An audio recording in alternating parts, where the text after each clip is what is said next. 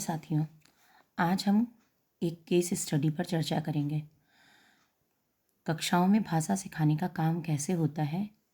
कक्षा 2 की ये एक केस स्टडी है। यहाँ हम एक असल कक्षा का खाका दे रहे हैं। कक्षा में दीवार पर कुछ हिंदी अंग्रेजी के वर्ण चार्ट टंगे हैं।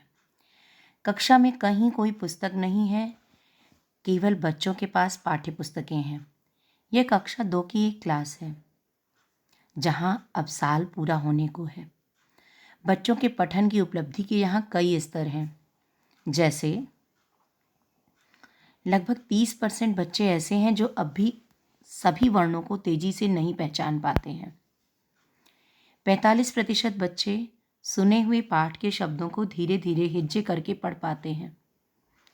15% बच्चे शब्द दर शब्द धीरे धीरे पढ़कर पाठ का थोड़ा बहुत मतलब समझ सकते हैं।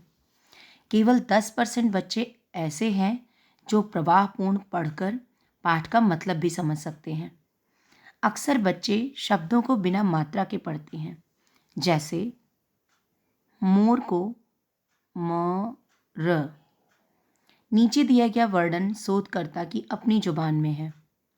मैं इस कक्षा में होने वाले भाषा शिक्षण के 2 पीरियड में गया और मैंने कक्षा में यह होते हुए देखा। पीरियड 1। पहले पीरियड में शिक्षिका ने वर्ण और अक्षरों को पढ़ाया। उन्होंने पहले ये सारे अक्षर समूह लिखे, क का किक की कुक कु ख खा खिक खी सो। ऐसा ही उन्होंने 5 अन्य वर्णों के लिए किया। अब उन्होंने हर अक्षर पर अपनी छड़ी रखते हुए उसे जोर से बोलकर पढ़ना शुरू किया। सब बच्चे ये ध्वनियाँ उनके पीछे पीछे दोहरा रहे थे। फिर उन्होंने कक्षा के सबसे तेज 5 बच्चों को ब्लैक बोर्ड पर एक एक करके बुलाया और इसी अभ्यास को फिर से कई बार दोहराया। यह अभ्यास लगभग आधे घंटे तक चला। जो बच्चे लिख सकते थे उनको शिक्षिका ने यह 12 खड़ी नोटबुक में लिखने का निर्देश दिया। पीरियड 2। शिक्षिका ने पाठ्य पुस्तक से एक नया पाठ शुरू किया। यह पाठ एक गांव में सूखा पड़ने के बारे में था। उन्होंने पाठ का शीर्षक जल्दी से पढ़कर पाठ को जोर से पढ़कर सुनाना शुरू किया। वे शब्द दर शब्द जोर से पढ़कर सुना रही थीं, जैसे एक गांव में एक बच्चे दोहराते, एक गांव में एक।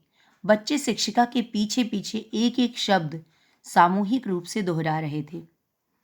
हर वाक्य के बाद में बच्चों को वाक्य दोहराने का निर्देश दे रही थीं।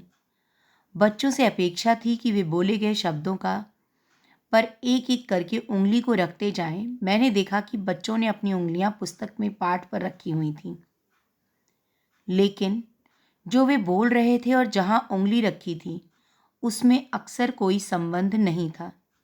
कई बच्चों का ध्यान कहीं और था और वे यांत्रिक ढंग से बिना उतार चढ़ाव के शब्द दोहरा रहे थे।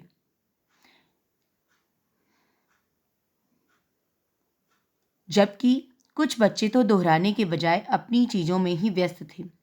बीच में ही मैंने यह भी देखा कि शिक्षिका ने कुछ याददाश्त संबंधित प्रश्न भी पूछे, पाठ पर आधारित, जैसे राम रहीम कौन थे। इससे पहले कि बच्चे कुछ कहते, शिक्षिका ने खुद कहा, दोस्त थे, है ना? बच्चों ने ऊंचे स्वर में उत्तर दिया, जी मैम।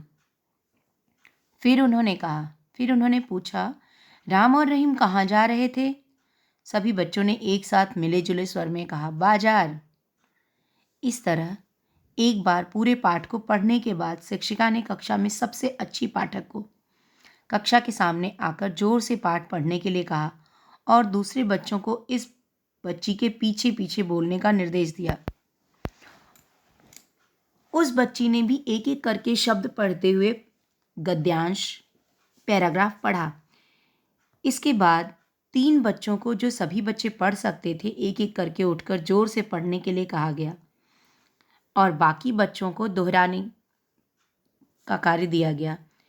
इस समय तक सारे बच्चों को बिना पढ़े भी पाठ करीब करीब याद हो चुका था। शिक्षिका ने पाठ के कुछ कठिन शब्द जैसे रोजगार, आमदनी आदि को एक एक वाक्य में समझाया और बोर्ड पर लिख दिया। फिर शिक्षिका ने पाठ के अंत में दिए गए प्रश्नों के उत्तर के लिए बच्चों को तैयार किया। उन्होंने ब्लैकबोर्ड पर एक एक करके हर प्रश्न का उत्तर लिखा।